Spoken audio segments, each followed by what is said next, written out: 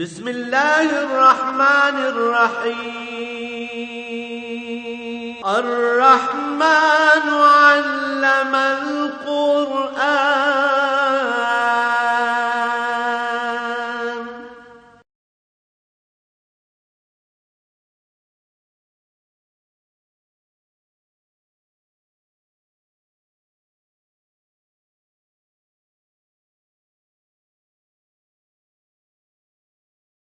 الحمد لله رب العالمين والصلاة والسلام على حبيبه محمد وعليه وصحبه أجمعين. أعوذ بالله من الشيطان الرجيم. بسم الله الرحمن الرحيم. وإن نقصوا أيمانهم من بعد عهدهم وطعنوا في دينكم فقاتلوا أئمة الكفر إنهم لا أيمان لهم لعلهم ينتهون. ألا تقاتلون قوما نقصوا أيمانهم وهموا بإخراج الرسول وهم بدؤوكم أول مرة أتخشونهم فالله أحق أن تخشوه إن كنتم مؤمنين. قاتلوهم يعذبهم الله بأيديكم ويخزهم وينصركم عليهم ويشف صدور قوم مؤمنين ويذهب غيظ قلوبهم ويتوب الله على من يشاء والله عليم حكيم. أم حسبتم أن تتركوا ولما يعلم الله الذين جاهدوا منكم ولم يتخذوا من دون الله ولا رسوله ولا المؤمنين وليجا والله خبير بما تعملون. اللهم سبحانك لا علم لنا إلا ما علمتنا إنك أنت العليم الحكيم. مولاي صل وسلم دائما أبدا على حبيبك خير الخلق كلهم. وَإِن نَقَصُوا أَيْمَانَهُم مِّن بَعْدِ عَهْدِهِمْ وَطَعَنُوا فِي دِينِكُمْ فَقَاتِلُوا أَئِمَّةَ الْكُفْرِ إِنَّهُمْ لَا أَيْمَانَ لَهُمْ لَعَلَّهُمْ يَنْتَهُونَ. فرمایا اگر یہ لوگ اپنا عہد توڑ دیں، مشرکین اور کفار جن کے معاہدے تھے مسلمانوں کے ساتھ، تو اگر یہ اپنا معاہدہ توڑ دیں اور تمہارے دین پر طعن کریں، فقاتلوا ائمۃ الکفر، تو کفر کے پیشواؤں سے خوب جنگ کرو.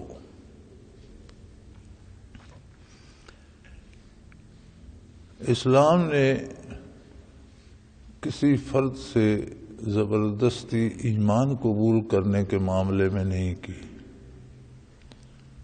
جو لوگ اپنے کفر پر رہنا چاہتے تھے یا شرک پر رہنا چاہتے تھے، ان سے معاہدے امن کی بنیاد پر کیے گئے، ایمان کی بنیاد پر نہیں کہ ایمان میں یا عقیدے میں کوئی سمجھوتا ہوتا ہے. معاہدے یہ تھے کہ وہ بدامنی پیدا نہ کریں، لوگوں کا امن تباہ نہ کریں، تو ان سے جنگ نہیں کی جائے گی. لیکن انہوں نے نہ صرف یہ کہ امن توڑا، بلکہ اسلامی عقائد اور اسلامی اعمال پر طنز کرتے تھے، طعن و تشنیع کرتے تھے، مذاق اڑاتے تھے.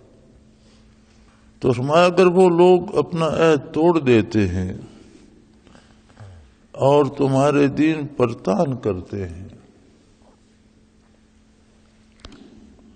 ظاہر ہے معاہدہ تو یہی تھا کہ وہ اپنے عقیدے پر قائم رہیں، اپنی جو عبادات یا طریقہ بتوں کی پوجا کرتے ہیں یا چاند سورج کو پوجتے ہیں یا کوئی جو طریقہ ان کا ہے وہ کرتے رہیں، لیکن امن میں خلل نہ ڈالیں، کسی کے ساتھ زیادتی نہ کریں، مسلمانوں کے ساتھ زیادتی نہ کریں. انہوں نے وہ وعدہ پورا نہ کیا. معاہدہ کرنے کے بعد دین پر طعن کرنے لگے، مذاق اڑانے لگے عبادات کا، عقائد کا. تو یہ ایسا جرم تھا کہ جس کے جواب میں ارشاد ہوا کہ یہ صرف کافر نہیں ہے، یہ ائمۃ الکفر ہیں، کفر کے امام ہیں۔ امام کوئی منصب شرعی نہیں ہے،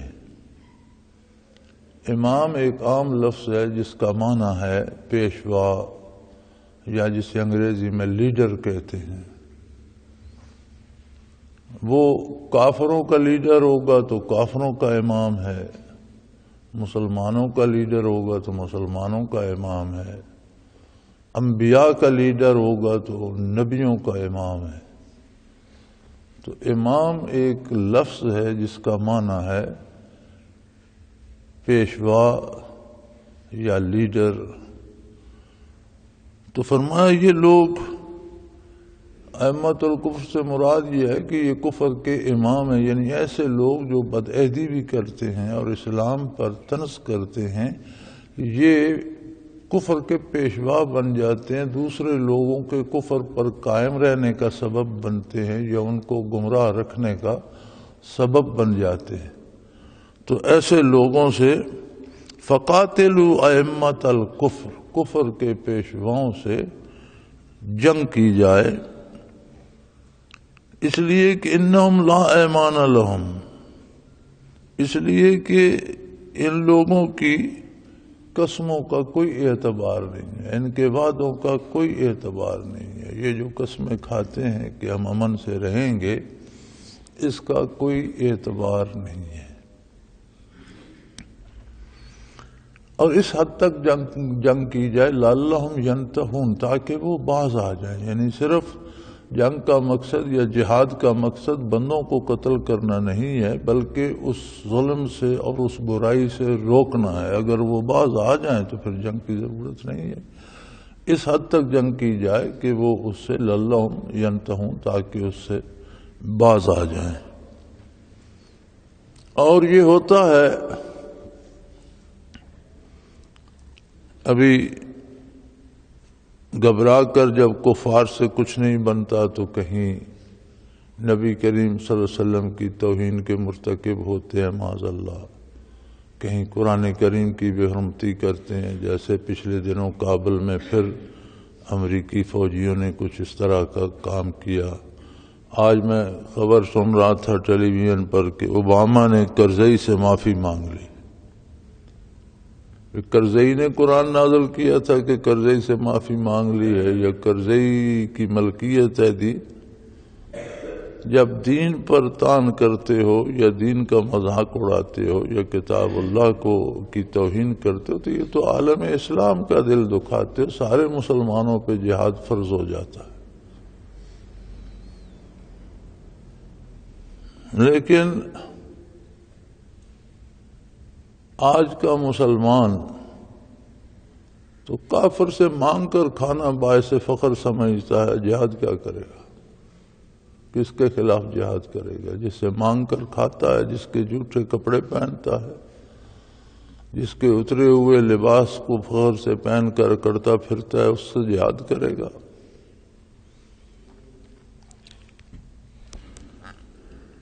تو فرمایا اگر یہ عہد توڑتے ہیں اور دین پر طنز کرتے ہیں تو یہ کافروں کے پیشوا ہیں، یعنی کفر کو پھیلانے کا اور کفر کو طاقت دینے کا، تقویت دینے کا سبب بنتے ہیں۔ لہذا قاتلوا ائمۃ الکفر، کفر کے اماموں سے جنگ کی جائے۔ تو اس کا مطلب یہ ہے کہ امامت کوئی منصب شرعی نہیں ہے، نبوت منصب شرعی ہے۔ نبوت محض لیڈرشپ یا قیادت نہیں ہے، نبوت منصب شرعی ہے، اور نزول وحی ہوتا ہے نبی پر، وحی نازل ہوتی ہے اور وحی الہی سے مشرف ہوتا ہے، اور ہر لیڈر کو نبی تو نہیں کہا جا سکتا۔ تو امامت بھی اگر منصب شرعی ہوتا تو کافروں کے پیشواؤں کو امام نہ کہتا قرآن۔ تو یہ جو ایک عقیدہ ہے امامت کا، وہ درست نہیں ہے۔ امامت کوئی منصب شرعی نہیں ہے، بلکہ نبوت اور رسالت منصب شرعی ہے، اور امام لیڈر کو کہتے ہیں۔ ابراہیم علیہ السلام کو امام قرآن نے کہا، وہ انبیاء کے امام ہیں۔ اسی طرح پیشوا نماز میں جو پیشوائی کرتا ہے اسے امام کہہ دیتے ہیں، حج میں جو پیشوائی کرتا ہے اسے امام کہہ دیتے ہیں، نیکی میں جو آگے نکلتا ہے اور دوسروں کو بھی اس کی ترغیب دیتا ہے وہ نیکوں کا امام ہے، جو کفر میں آگے بڑھ جاتا ہے، برائی میں آگے بڑھ جاتا ہے اور لوگوں کو کفر اور برائی کی دعوت دیتا ہے وہ کفر کا امام ہے، جو چور اور ڈاکے کرنے میں دوسروں سے آگے نکل جاتا ہے وہ ڈاکوؤں کا امام ہے۔ یعنی کسی بھی شعبے کا جو لیڈر بن جاتا ہے، پیشوا بن جاتا ہے، اسے امام کہا جاتا ہے۔ اور ایسے لوگ جو کفر پر بضد ہیں، انہم لا ایمان لہم، ایسے لوگوں کی قسموں کا بھی کیا اعتبار، ان کے وعدوں کی کوئی حیثیت نہیں، اور ان سے اس حد تک جنگ کی جائے لعلہم ینتہون، تاکہ وہ اسلام کا مذاق اڑانے سے باز آ جائے۔ الا تقاتلون قوما نکثوا ایمانہم وہموا باخراج الرسول ہم بدؤکم اول مرہ اتخشونہم فاللہ احق ان تخشوہ ان کنتم مؤمنین۔ فرمایا ایسے اے مسلمانوں تم ایسے لوگوں سے کیوں جنگ نہ کرو جنہوں نے اپنی قسموں کو توڑا اور پیغمبر صلی اللہ علیہ وآلہ وسلم کو جلا وطن کر دیا، وہموا باخراج الرسول، نبی کریم صلی اللہ علیہ وسلم کو جلا وطن کرنے کا پورا ارادہ کر لیا، وہم بدؤکم اول مرہ، اور انہوں نے تم مسلمانوں تم سے پہلے عہد شکنی کی ابتدا کی۔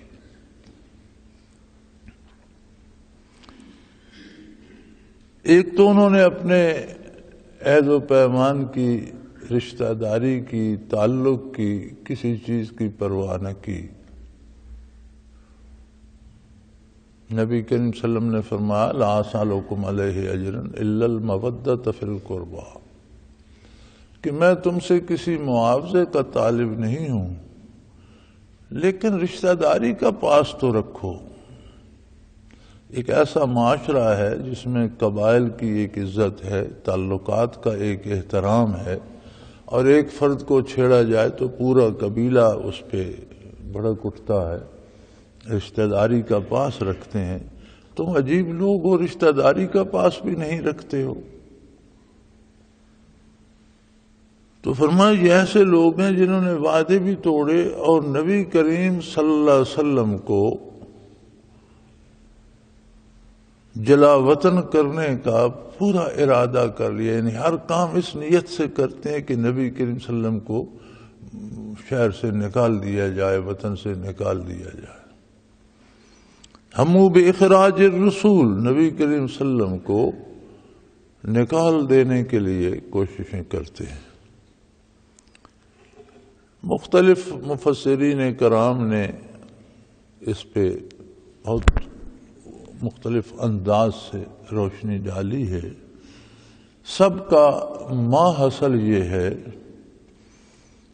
کہ جہاں جہاں اسلام ہے، جہاں جہاں سنت پہ عمل ہوتا ہے، جہاں جہاں حضور کا اتباع کیا جاتا ہے، وہ ایسا ہی ہے کہ وہاں حضور موجود ہے، آپ کی برکات موجود ہیں، آپ کی تعلیمات موجود ہیں، آپ کے انوارات موجود ہیں۔ لیکن یہ صرف کفار و مشرکین پر نہیں، اگر کوئی نام نہاد مسلمان بھی سنت چھوڑ کر اس کی جگہ کسی بدعت کو رواج دیتا ہے تو یہ بھی اخراج الرسول ہے کہ اس نے سنت نکال دی اور بدعت کو اس کی جگہ رکھ دیا، تو یہ بھی وہی جرم بنتا ہے جیسا اس نے نبی کریم صلی اللہ علیہ وسلم کو جلا وطن کر دیا، ویسے ہی آپ صلی اللہ علیہ وسلم کی سنت کو جلا وطن کرنے کا جرم بھی بنتا ہے۔ اور یاد رکھیں جتنی رسومات اور بدعات بنتی ہیں،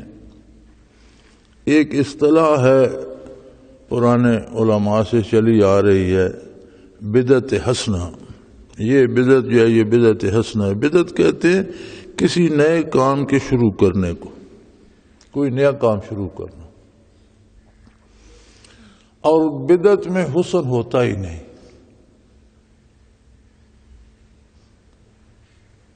اور ہر بدعت کسی نہ کسی سنت کو ڈھا کر اس کے اوپر کھڑی کی جاتی ہے. سنت کو ہٹا کر بدعت کو رواج دیا جاتا ہے. بعض امور ایسے ہیں جو مباحات شرعی ہیں، جن کو مباح کہا جاتا ہے، یعنی ان کے کرنے نہ کرنے کا حکم ہے، نہ ان سے روکا گیا ہے، وہ بدعت نہیں کہلائیں گے. بدعت وہ عمل کہلائے گا جس کے کرنے سے آپ قائل ہیں کہ یہ کرنا ثواب کا کام ہے. اب اگر وہ حضور صلی اللہ علیہ وسلم سے متقدمین سے ثابت ہے کہ آپ نے فرمایا ایسا کرنا ثواب کا کام ہے تو سنت ہو گئی. لیکن اگر حضور نے نہیں فرمایا اور کوئی اپنی طرف سے ایجاد کر کے کہتا ہے کہ یہ ایسا کرنا بھی ثواب ہے تو یہ بدعت ہو جائے گا.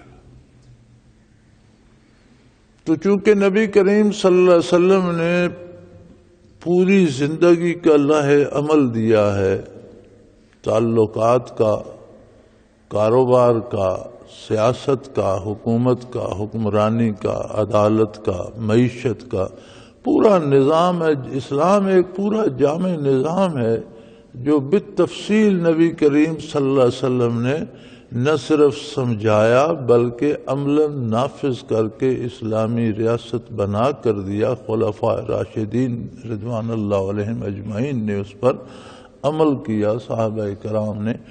تو ایک پورا نظام حیات ہے جہاں سے آپ حضور یا حضور کے خلفاء راشدین کی سنت کو ہٹا کر اپنی بات یا کسی کی بات رکھ دیں گے اور سمجھیں گے یہ بھی حق ہے، یہ بھی انصاف ہے، اس پر عمل کرنے سے اللہ راضی ہوگا، ثواب ہو. ثواب کیا ہے؟ اللہ کی رضا ہے.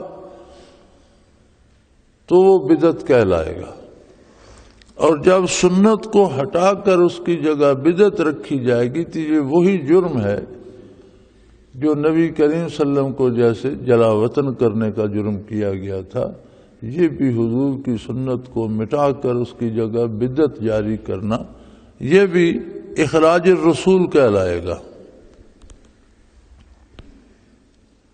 وَهُمْ بَدَوْكُمْ أَوَّلَ مَرَّةٍ، اور یہ پہلے بھی آپ لوگوں سے عہد شکنی کر چکے ہیں. تو بڑے پیارے انداز میں قرآن کریم مسلمانوں سے پوچھتا ہے تخشونہم، کیا تم کافروں سے ڈرتے ہو؟ یعنی اگر کافر بد عہدی بھی کرتے ہیں، دین پر طعن کرتے ہیں اور اللہ کے حبیب صلی اللہ علیہ وسلم کی توہین کا سبب بنتے ہیں یا احکام شرعی کی توہین کا سبب بنتے ہیں، تو تم ان سے جہاد کیوں نہیں کرتے؟ اتخشونہم، ان سے ڈرتے ہو؟ فاللہ حق ان تخشوہ، اللہ بہترین اس بات کا مستحق ہے کہ اس سے ڈرا جائے. کافروں سے ڈرنے کی کیا ضرورت ہے؟ اللہ کی ناراضگی سے ڈرو، اللہ کی خفگی سے ڈرو اور اللہ کی رضا کے لیے جہاد کرو. ان کنتم مؤمنین، اگر تم ایمان رکھتے ہو، ایمان والے ہو تو. اب ذرا یہاں دیکھیے، ہمارے ہاں ہم نے دیکھا کہ ہمارے حکمران بھی شرعی احکام کا مذاق اڑاتے ہیں. عملاً تو بہت سے لوگ اس میں شامل ہیں،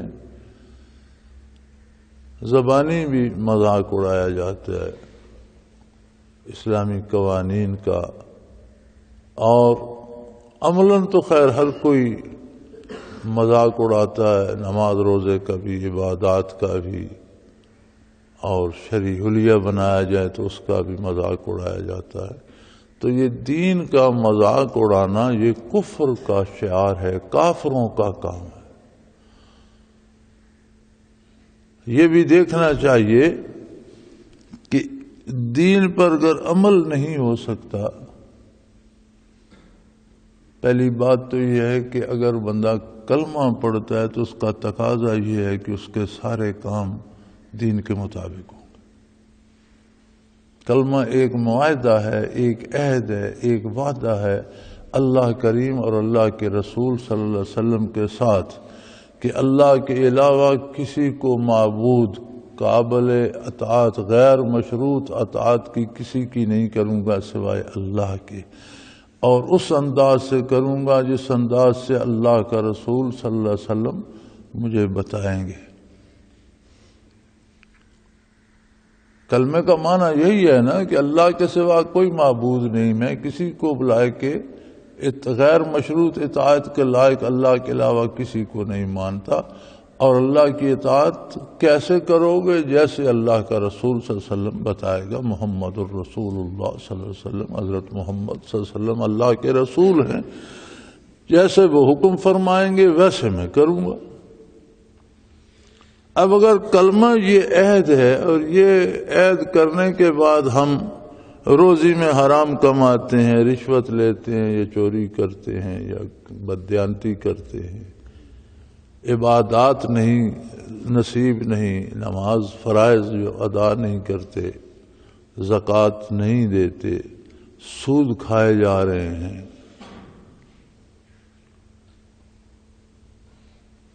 تو پھر بدعہدی تو یہاں سے ہی شروع ہو گئی۔ یہ بھی تو بدعہدی ہے۔ اور پھر فرمایا جب جو خود بدعہدی کرتے ہیں وہ کیا کریں گے؟ اللہ کے مخاطب تو وہ ہیں جو اپنی پوری کوشش اتباع رسالت صلی اللہ علیہ وسلم پہ کرتے ہیں۔ تو کافروں نے وعدے بھی توڑے، دین کا مذاق اڑایا، اور سب سے بڑا ظلم یہ ہے کہ نبی کریم صلی اللہ علیہ وسلم کو جلا وطن کیا، جلا وطن کرنے کا فیصلہ کر لیا، یعنی آپ کی ذات اقدس کو کفار مشرکین مکہ نے جلا وطن کیا، لیکن جو شخص بھی حضور کی سنت کو مٹا کر اس کی جگہ رواجات کو اور بدعات کو رکھتا ہے تو اس نے بھی حضور کے نام نامی کو مٹانے کی کوشش کی۔ اور یہ پہلے بھی تم سے بدعہدی کر چکے ہیں، تو پھر بڑا خوبصورت سا سوال فرماتے ہیں اتخشونہم، تم کافروں سے ڈرتے ہو؟ یعنی کلمہ پڑھنے کا مطلب یہ ہے کہ اللہ کے رسول کی اطاعت جان دے کر بھی کی جائے گی، ہر قیمت پر کی جائے گی۔ تو پھر کافر سے ڈرنے کا کیا مقصد ہے؟ فَاللَّهُ أَحَقُّ أَن تَخْشَوْا، پھر تو اللہ زیادہ مستحق ہے اس بات کا کہ اس کی ناراضگی سے، اس کے غضب سے، اس کی گرفت سے ڈرا جائے۔ ان کنتم مومنین، ہاں اگر تم مومن ہو۔ تو بات یہ ہے کہ اللہ سے تو وہی ڈرے گا، اللہ کے عذاب سے، اللہ کی ناراضگی سے وہی ڈرے گا جس میں نور ایمان ہوگا۔ جو اللہ کو مانتا ہی نہیں، جسے یقین کا وہ درجہ ہی حاصل نہیں، اب جسے اطاعت ہی نصیب نہیں، اس کے ایمان کی کیا دلیل ہے؟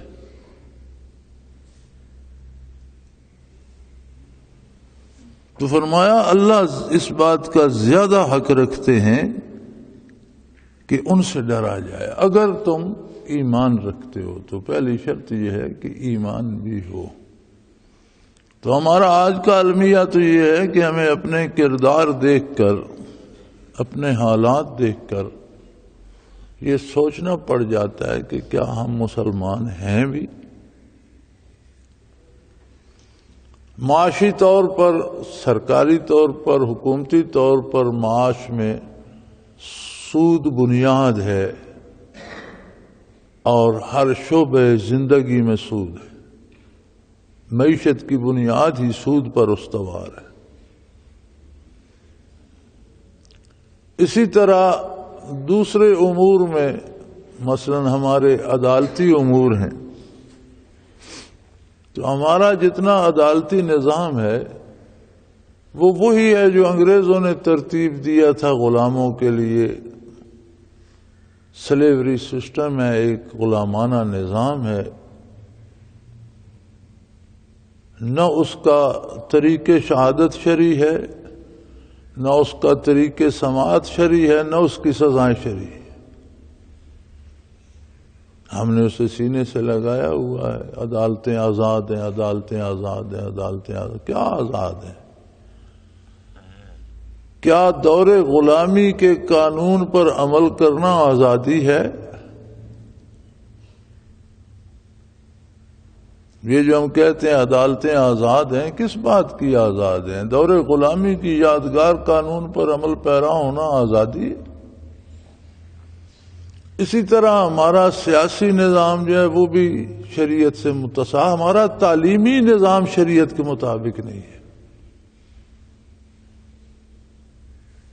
معاشی نظام خلاف شریعت ہے، تعلیمی نظام خلاف شریعت ہے، عدالتی نظام خلاف شریعت ہے، سیاسی نظام خلاف شریعت ہے. باقی بچتا کیا ہے؟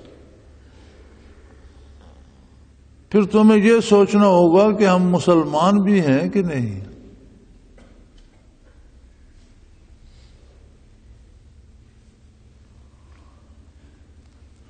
یوں تو سید بھی ہو، مرزا بھی ہو، افغان بھی ہو. بھلا یہ تو بتاؤ کہ مسلمان بھی ہو. کہنے کو تو ہم چودھری، ملک، سید، سردار، ارباب سب کچھ بنے ہوئے ہیں، لیکن سوال یہ ہے کہ ہمارا عمل کیا اس بات کی گواہی دیتا ہے کہ ہم مسلمان ہیں؟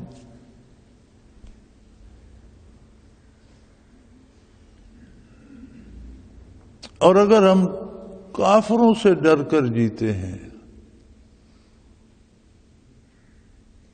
تو پھر ایمان اور اسلام کہاں رہے گا؟ اور جو لوگ من حیث القوم کافروں سے مانگ کر کھاتے ہیں، اور کفار اور یہودیوں اور مشرکین کا اتنا عمل دخل ہے کہ ان سے مانگ کر کھاتے ہیں، اس لیے پالیسیاں وہ بناتے ہیں، ملک میں چیزوں کے نرخ وہ مقرر کرتے ہیں کہ یہ چیز اس طرح بیچو، تیل اتنا بڑھا دو، بجلی اتنی بڑھا دو، یہ ایسے کر دو، یہ ایسے کر دو. تو اس سارے کی جو مادی نقصانات ہیں یا جو مادی تکالیف ہیں وہ تو ہم بھگت ہی رہے ہیں. لیکن اس کی اصل بات جو بہت بڑی خطرے کی بات ہے وہ یہ ہے کہ کیا ہم مسلمان بھی ہیں؟ ہمارا ایمان بھی بچتا ہے ابھی؟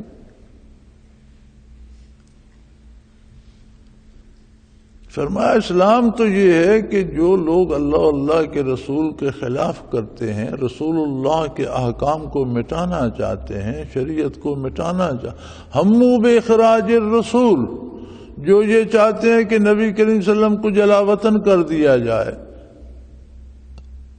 اس میں یہ بھی داخل ہے کہ جہاں سے حضور کے احکام، حضور کی شریعت، حضور کے دین کو مٹا دیا جائے، یہ بھی اخراج الرسول ہے. تو جو لوگ یہ چاہتے ہیں ان سے تو تم پر جہاد فرض ہے، تو کیا تم ان سے ڈرتے ہو؟ ڈرنا تو اللہ سے چاہیے. اللہ اس بات کا مستحق ہے کہ اس کی ناراضگی سے ڈرا جائے. ہاں ان کنتم مومنین، یہ تب ہوگا کہ تم میں ایمان ہو. قاتلوہم، مشرکین جو بدعہدی کرتے ہیں یا دین پر تان کرتے ہیں یا اخراج الرسول، احکام شرعی کو مٹانا چاہتے ہیں، ان سے جہاد کرو. قاتلوہم، ان سے جہاد کرو. جہاد کا حکم دے کر اللہ کریم وعدہ فرما رہے ہیں کہ اگر تمہارا عقیدہ درست ہے اور قیام دین کے لیے، خواہ مخواہ فساد کے لیے نہیں، جہاں سے دینی احکام کو مٹایا جا رہا ہے وہاں تم جہاد کرتے ہو احیاء دین کے لیے، دینی احکام کو باقی رکھنے کے لیے اور انہیں اس برائی سے روکنے کے لیے، تو پھر اللہ کریم وعدہ فرماتے ہیں یعذبہم اللہ بایدیکم، اللہ انہیں تمہارے ہاتھوں سے عذاب دے گا. پھر اللہ تمہارے ساتھ ہے اور تمہارے ہاتھوں سے انہیں سزا ملے گی، ان پر عذاب نازل ہوگا۔ وَيُخْزِهِمْ اور اللہ انہیں رسوا کرے گا، وَيَنْصُرُكُمْ عَلَيْهِمْ اور تمہیں ان پر کامیابی دے گا، تم کو ان پر غلبہ دے گا۔ وَيَشْفِ صُدُورَ قَوْمٍ مُّؤْمِنِينَ اور ایمان والے لوگوں کے دل ٹھنڈے کر دے گا، ایمان والوں کے قلوب کو شفا دیں گے۔ یعنی اللہ کریم نے کتنے وعدے فرما دیے کہ اگر تم ان مشرکین سے جو بدعہدی بھی کرتے ہیں، دین کا مذاق اڑاتے ہیں اور دین کو مٹانے کی کوشش کرتے ہیں، احکام شرعی کو مٹا کر ان کی جگہ اپنے شیطانی منصوبے نافذ کرنا چاہتے ہیں، قاتلوہم ان سے جہاد کرو۔ اگر تم ان سے جہاد کرو گے خلوص کے ساتھ، ایمان کے ساتھ، احیاء دین کے لیے، تو اللہ کریم نے 4 وعدے فرما دیے۔ فرمایا پہلا وعدہ یہ ہے کہ یعذبہم اللہ بایدیکم، اللہ انہیں تمہارے ہاتھوں سے سزا دے گا۔ تم میدان میں نکلو، اللہ کریم تمہارے ساتھ ہیں، اللہ جل شانہ تمہارے ساتھ ہیں، وہ ہر چیز پہ قادر ہیں، وہ تمہارے ہاتھوں کافروں کو سزا دیں گے۔ وَيُخْزِهِمْ اور انہیں ذلیل کریں گے، انہیں رسوا کریں گے، انہیں شکست پہ شکست ہوگی اور وہ رسوا ہوں گے۔ يَنْصُرْكُمْ اور تمہاری مدد فرمائیں گے۔ اللہ کریم تمہارے ہاتھوں کافروں پر عذاب نازل کریں گے، کافروں کو رسوا کریں گے اور تمہاری مدد فرمائیں گے۔ اور چوتھا وعدہ یہ فرمایا وَيَشْفِ صُدُورَ قَوْمٍ مُّؤْمِنِينَ اور جو لوگ اس جہاد میں ہوں گے ایمان والے، ان کے قلوب کو شفا بخش دیں گے۔ اگر کوئی غلطی، کوئی گناہ، کوئی کوتاہی، کوئی چیز ایسی ہو گئی ہے جس سے ان کے قلوب پر سیاہی آ گئی یا میل آ گیا یا زنگ آ گیا، تو اللہ ان کے سارے گناہ معاف کر کے ان کے دلوں کو بھی روشن کر دیں۔ 4 وعدے فرمائے، لیکن یاد رہے محض فساد کے لیے نہیں، مسلمانوں کو مسلمانوں کے قتل کرنے کی اجازت نہیں، ملک میں فساد برپا کرنے کے لیے نہیں، دہشت گردی کے لیے نہیں، ان لوگوں سے جہاد کا حکم ہے، اور یہ حکم مسلمان حکومت کو ہے، افراد کو نہیں۔ کوئی فرد میں یا آپ اٹھ کر بندوق لے لیں اور بندے مارنا شروع کر دیں، یہ جہاد نہیں ہوگا۔ یہ جو ملک ہے، آپ دیکھیں ایک بندہ اگر قتل کرتا ہے، ہم دیکھ رہے ہیں ہمارے سامنے اس نے کسی کو قتل کر دیا، ہم اسے قتل کر دیں تو ہم بھی قاتل کہلائیں گے، ہمارے خلاف بھی مقدمہ ہوگا، ہمیں بھی سزا ملے گی، حالانکہ وہ تو اس نے قتل کیا تھا، اسے قتل ہونا چاہیے، اس کی سزا قتل تھی، لیکن ہم نہیں دے سکتے۔ اسی کے خلاف اگر ہم گواہی دیتے ہیں اور عدالت جو انتظامیہ کا حصہ ہے، عدالت اسے سزائے موت دیتی ہے اور وہ اسے پھانسی لگا دی جاتی ہے، تو جج کے ذمہ کوئی جرم نہیں آئے گا، جج کو سزا، یہ قتل نہیں ہوگا، یہ عدل ہوگا۔ لیکن اگر ہم قتل کر دیں گے تو وہ قتل ہوگا، چونکہ انفرادی طور پر ہم احکام پر عمل کرنے کے مکلف نہیں، یہ اجتماعی احکام ہے، اور حکومت اسلامیہ کے فرائض میں داخل ہے کہ جو لوگ مسلمانوں سے بدعہدی کرتے ہیں، دین پہ طعن کرتے ہیں اور احکام شرعی کو مٹانے کی کوشش کرتے ہیں، اخراج رسول کی کوشش کرتے ہیں، ان سے حکومت اسلامیہ ڈرے نہیں بلکہ ان سے مقابلہ کرے، جہاد کرے۔ تو اللہ 4 وعدے فرماتے ہیں، تمہارے ہاتھوں انہیں عذاب دیں گے، ان کافروں کو ذلیل کریں گے، تمہاری مدد کریں گے، اور تمہارے دلوں میں اگر کوئی گناہ، کوئی غلطی، کسی کوتاہی کا کوئی میل، کوئی سیاہی ہے تو وہ بھی صاف کر دیں گے، تمہارے دل بھی منور کر دیے جائیں گے۔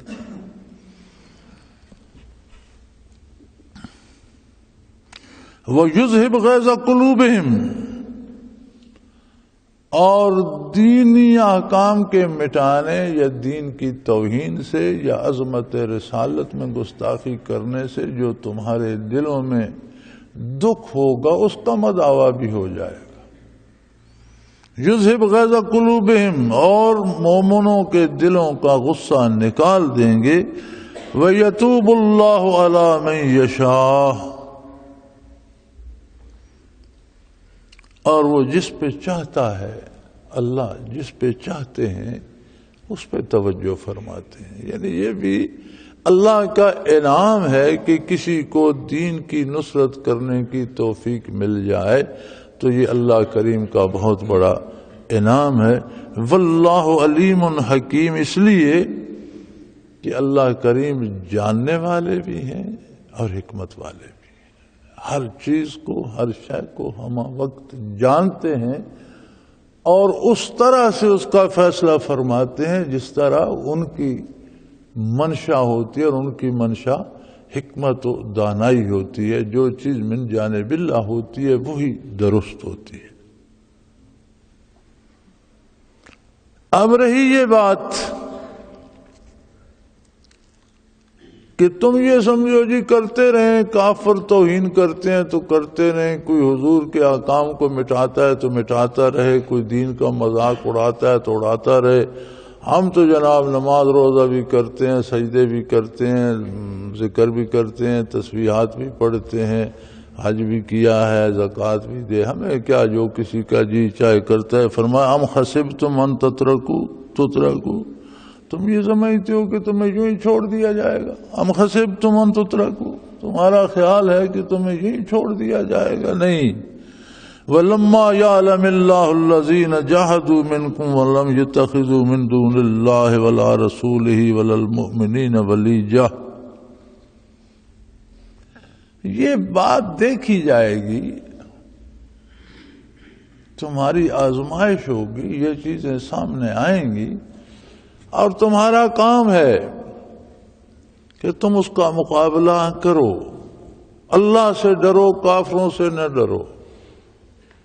جہاں تک تمہارے بس میں ہے وہاں تک اس کا مقابلہ اور اس کا رد کرتے رہو، اور یہ نہ سمجھو کہ تمہیں یوں ہی چھوڑ دیا جائے گا، تم نے کہہ دیا ہم مسلمان ہیں تو کام ہو گیا، ایسا نہیں ہوگا، بلکہ اللہ کریم تمہارے جہاد کو دیکھیں گے کہ تم میں سے کس نے جہاد کیا اور کس نے اللہ اور اللہ کے رسول اور مومنین کے علاوہ کسی دوسرے سے دوستی نہیں کی۔ یعنی مومن کی دوستی اللہ سے ہے، اللہ کے رسول صلی اللہ علیہ وسلم سے ہے، اور اللہ کے رسول کی اطاعت کرنے والوں اور ایمان والوں سے ہے۔ اگلے دنوں ایک آدمی آ گیا اسی طرح کا سوال لے کر کہ یہ میرا تو عقیدہ ہے کہ اللہ کریم ہر چیز کو ہر وقت جانتے ہیں، پھر یہ کیوں فرمایا گیا کہ وَلَنَبْلُوَنَّكُمْ بِشَيْءٍ مِّنَ الْجُوعِ وَالْخَوْفِ، تو اس طرح کی تمہاری آزمائش ہوگی تو اللہ کو آزمائش کرنے کی کیا ضرورت ہے؟ تو میں نے کہا آپ مفہوم الٹا سمجھ رہے ہیں، ضرورت اللہ کو نہیں ہے، وہ تو جانتا ہے، ضرورت ہمیں ہوگی روز حشر کے، ہم کہیں گے جی نہیں تو ہم تو بڑی نیکیاں کرتے رہے، تو اس وقت ہمارا کردار سامنے دکھایا جائے گا کہ تم تو یہ کرتے رہے ہو، اسے نیکی کہتے ہو۔ آزمائش اس لیے نہیں ہوتی کہ اللہ کریم کو خبر نہیں، آزمائش اس لیے ہوتی ہے کہ روز حشر جب ہم پیش ہوں گے تو وہ ہمارے سامنے دکھا دیا جائے گا کہ میاں یہ تمہارا امتحان لیا گیا، اس میں تم نے اتنے نمبر لیے، پاس ہوئے یا فیل ہوئے دیکھ لو۔ تو فرمایا تم نے یہ سوچ رکھا ہے کہ تم نے کہہ دیا ہم مسلمان ہیں تو بس بات ختم ہو گئی اور تمہیں یوں ہی چھوڑ دیا جائے گا اور تمہیں پوچھا نہیں جائے گا، نہیں۔ اللہ کریم یہ بات جانیں گے، یعنی یہ بات واقعہ ہوگی اور یہ تمہارے نامہ اعمال میں لکھی جائے گی، اور یہ بات سامنے آئے گی کہ تم میں سے کس نے کتنی محنت کی دین پر خود عمل کرنے کی اور دوسروں تک دین کو پہنچانے کی اور احیاء دین کی۔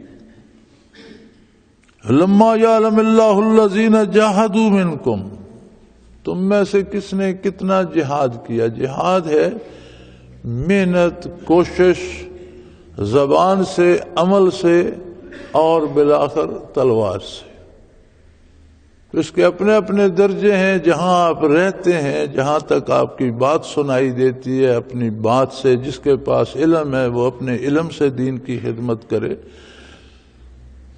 اسی طرح جس کے پاس دولت اور وسائل ہیں اپنی دولت اور وسائل سے دین کے احیاء کی کوشش کرے، جس کے پاس اقتدار و اختیار ہے اپنے اقتدار و اختیار کو احیاء دین کے لیے استعمال کرے۔ یہ سب کا جہاد ہے، اور جہاد کے لیے یہ ضروری ہے۔ جہاد تو دشمن سے ہو سکتا ہے، اگر تم نے کافروں سے دوستی کر لی ہے تو جہاد کس سے ہوگا؟ کفر سے اگر تمہاری دوستی ہے، تم نے اگر کفر کا لباس بھی اپنا لیا، کفر کی روایات بھی اپنا لی، کفر کے مزاج کو بھی اپنا لیا، اور کافرانہ اداؤں کو اور کفر کے اعمال کو بھی اپنا لیا، تو کہاں رہی مسلمانی اور کون کرے گا جہاد؟ اس لیے فرمایا وَلَمْ يَتَّخِذُوا مِن دُونِ اللَّهِ وَلَا رَسُولِهِ وَلَا الْمُؤْمِنِينَ وَلِيجًا۔ ایسے لوگوں کو دیکھے گا کہ انہوں نے اللہ کے رسول اور ایماندار بندوں کے علاوہ کسی سے دوستی نہیں کی، کسی جیسا بننے کی خواہش نہیں کی، کسی کی طرح منہ ٹیڑھا کر کر کے بولنے کی کوشش نہیں کی، کسی جیسے اعمال اختیار نہیں کیے، بلکہ دوستی یا دشمنی دو میں سے ایک بات ہوتی ہے۔ تو انہوں نے اللہ کے بندوں سے دوستی کی، اللہ کے حبیب سے دوستی کی، اور اللہ کے رسول اور اللہ کے دین کے مخالفوں سے مقابلہ کیا، مخالفت کی۔ واللہ خبیر بما تعملون، اور اللہ تمہارے ہر عمل سے باخبر ہے۔ اللہ جل شانہ تمہارے ہر عمل کو دیکھ رہے ہیں، تمہارے ہر عمل سے باخبر ہیں، اور جب اللہ کے حضور پیشی ہوگی تو یہ فیصلہ ہو جائے گا کہ تم کو جو فرصت ملی تھی دنیا میں چند روزہ، اس میں تم نے کس کی مدد کی؟ کفر کی مدد کی، دین کو مٹانے والوں کی مدد کی، یا دین کی مدد کی اور رسول اللہ صلی اللہ علیہ وسلم کے احکام کے نفاذ کی مدد کی؟ اللہ کریم نیکی کی توفیق دے اور نیکوں کا ساتھ نصیب فرمائے۔ وآخر دعوانا ان الحمدللہ رب العالمین۔ اللہ اللہ اللہ اللہ اللہ اللہ اللہ اللہ۔ حضرت امیر محمد اکرم آوان مد ظلہ العالی دارالعرفان منارہ ضلع چکوال میں سالہ سال سے قرآن و حدیث کے اوپر خطابات کر رہے ہیں، اور سلسلہ نقشبندیہ اویسیہ کے مطابق لوگوں کو ذکر الہی کی تربیت دے رہے ہیں۔ وہ قرآن پاک کی تفسیر ترتیب وار بیان کر رہے ہیں۔ تفسیر قرآن کو وہ موجودہ ملکی اور بین الاقوامی حالات کے مطابق بیان کرتے ہیں۔ موٹر وے سے کلر کہار کے انٹرچینج سے نکلتے ہوئے، کلر کہار کی جھیل سے ہوتے ہوئے میانی، بوچھال اور نور پور سے گزرتے ہوئے دارالعرفان منارہ پہنچ سکتے ہیں۔ حضرت امیر محمد اکرم آوان نے بچیوں اور بچوں کی دینی اور دنیاوی تعلیم کے لیے سقارہ اکیڈمی کے نام سے ایک درسگاہ بھی قائم کی ہے، جس کا افتتاح ملک پاکستان کے صدر جنرل محمد ضیاء الحق نے اپنے دست مبارک سے کیا تھا۔ وہ تمام احباب جو اسلام کی طلب رکھتے ہیں، ان سے گزارش ہے کہ دارالعرفان منارہ ضلع چکوال میں امیر محمد اکرم آوان صاحب کے خطابات سے مستفید ہوں۔ وہ ہر جمعے کو نماز سے پہلے بیان فرماتے ہیں۔ ہر ماہ کی پہلی اتوار کو ماہانہ اجتماع ہوتا ہے، جس میں آپ خصوصی خطاب فرماتے ہیں، اور پاکستان کے چاروں صوبوں سے احباب اس اجتماع میں شرکت کرتے ہیں۔ اس کے علاوہ یہاں سال میں 2 مرکزی اجتماعات بھی ہوتے ہیں، ایک رمضان المبارک میں اعتکاف کا اجتماع، اور دوسرا جولائی اور اگست میں 40 دن کا اجتماع ہوتا ہے، جس میں روحانی تربیت کی جاتی ہے۔ اپنا خون سیماب دے کر اتنا ہم کر جائیں گے، نام آقا کا چمن میں پھر رقم کر جائیں گے۔